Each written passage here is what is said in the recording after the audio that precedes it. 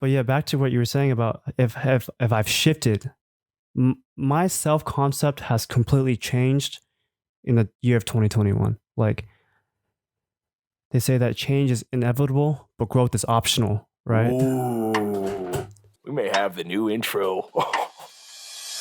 That's good.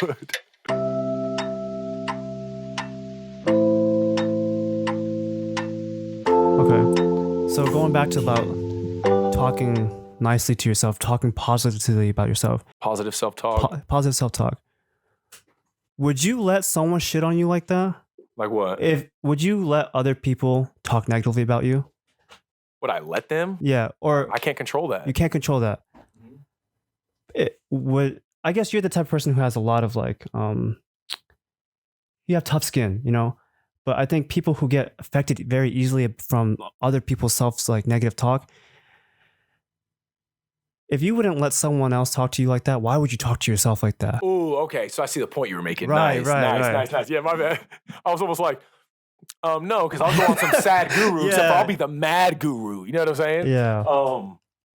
Yeah, exactly. It's the fundamental pride I think you're just talking about that every ego should be substantiated with, which is, I ain't going to let you disrespect me to the point where you're going to think you could kill me on just a very primitive level. I'm not going to let you in prison, let's say, call me a bitch. We got to fight. You know what I'm saying? Like in prison, if you say that magical fucking word, somebody's getting stabbed or somebody's legit getting pushed out of this cell. You know what I'm saying? Somebody's getting pushed out of this block. There's going to be a whole new block you got to go to.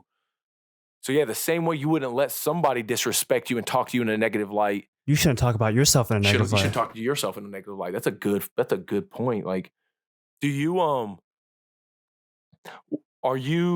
I feel like that's something we all battle every single day. That's something I wake up every morning. I've said this a bunch on the podcast where I'm pissed that I even have to be up and like do a bunch of shit, especially when it's like 4 a.m, right? But it's like, yeah, but what else would I be doing? It's time to be a savage, get that negative self-talk out, have some positive affirmations, and accept the grit and the grind of what you have to do, not what you want to do. So have you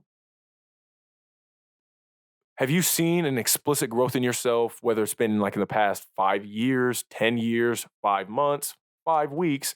Have you seen like an explicit shift in yourself from the way in which you would talk to yourself? Absolutely, bro. I would say in the year of 2021, I grew more in that year than I have, I think, in my entire life. Wow. Because I think I was able to hide it very easily.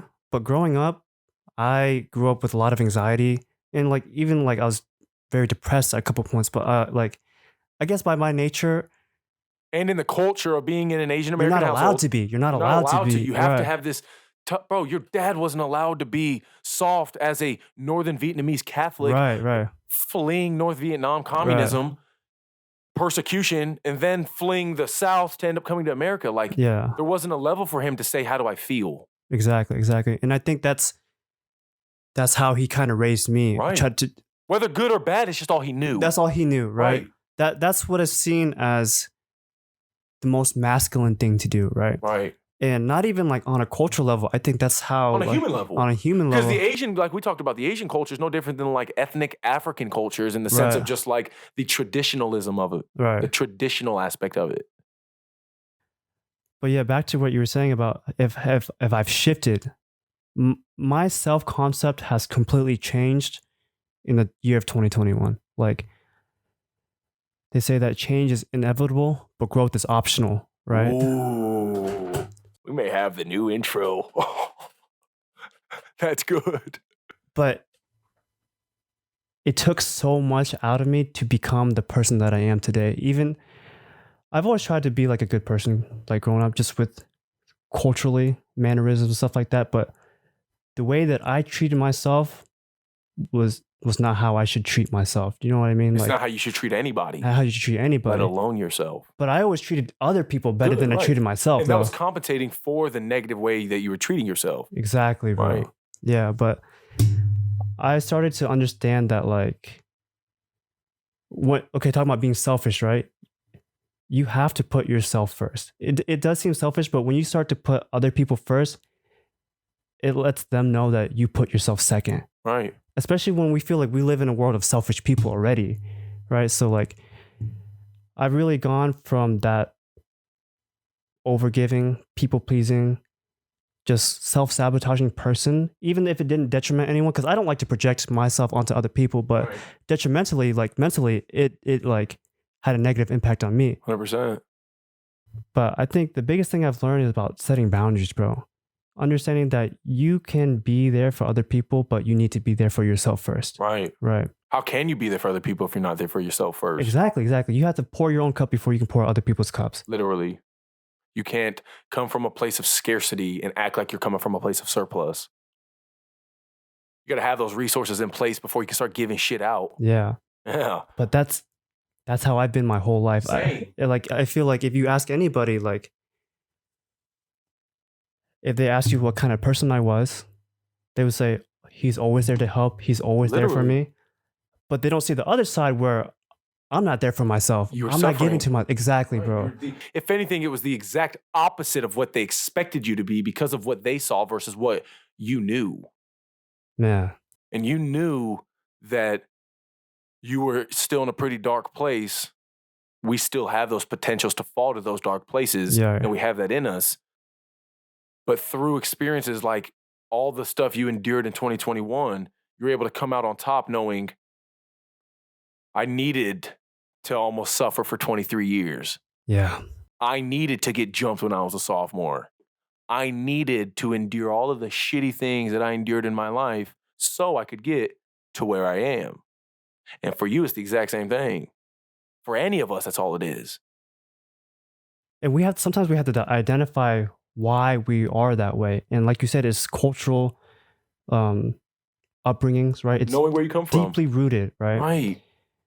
And this is kind of personal, but I don't mind talking about it. But like growing up in an Asian American, very traditional household, it was very authoritative, right?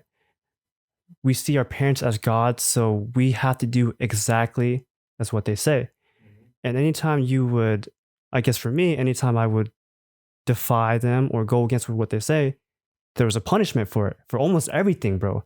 Like, I would go to school, go home and have to do more schoolwork because that's how they wanted me to be.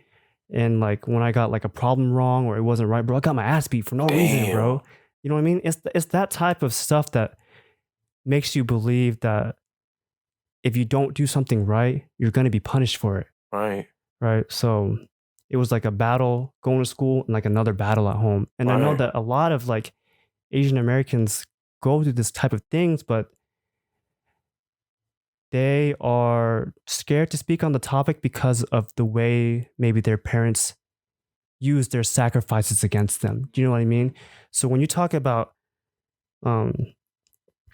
glorifying them and then demonizing them, I think a lot of Asian Americans really go through that in their life because their parents use their sacrifices as a crutch as to like meet all their demands. To justify their authoritarianism. Right. And so it's always a constant battle between I need to do what's right for myself and my parents did this for me, so I need to do this for them. Wow, yeah. You know what I mean? And especially like we talked about the expectation of taking care of them in their elder age. Yeah. Which isn't just an Asian thing. It's like Muslims do the same thing. Right. A lot of cultures adopt, again, I don't think it's technically Muslim, technically Asian, technically anything. I think it's traditionally human, let's call it. Human nature, like traditionally human. You think your parents take care of you when you grow up, so you should reciprocate. You reciprocate it when they grow up, right? And that's pretty common in Asian culture. Right. Yeah. I think that's common in all cultures. I feel that fundamentally, bro, with like, I think you brought me into this world, you wiped my ass, it's only fair I take you out of this world and wipe yours. Right.